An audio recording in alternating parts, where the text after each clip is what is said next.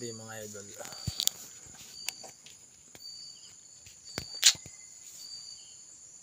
Ang time ngayon ay 12:30 ng madaling araw. Hanapin natin yung flashlight ko. Dito tayo sa kubo ko idol. May nag-ingay ka di sound doon sa kabilang bundok, yung sa akin lang. Pungaw ba? Pungaw.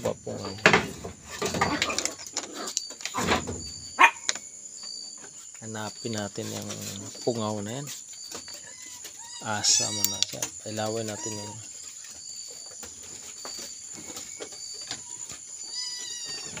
flashlight ako malakas idol.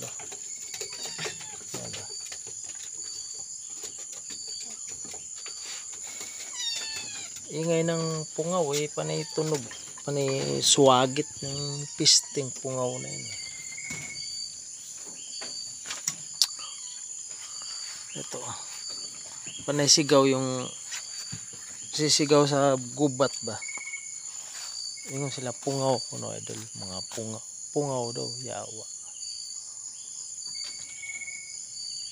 Dito banda sa mga idol oh.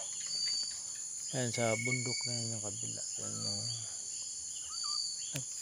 swagit na pungaw. Maman. Piste na pungaw na gawas na pulutanin ko yan. Maman. Istorbo sa pagtulog yan dito sa kabundukan mga idol.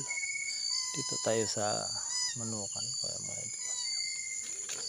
12 mag-alauna na madaling araw.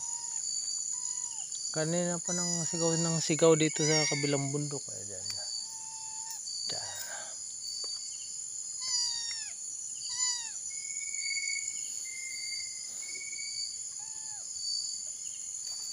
Pungaw daw eh.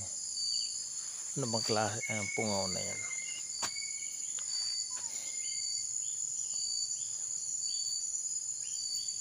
Wala naman eh.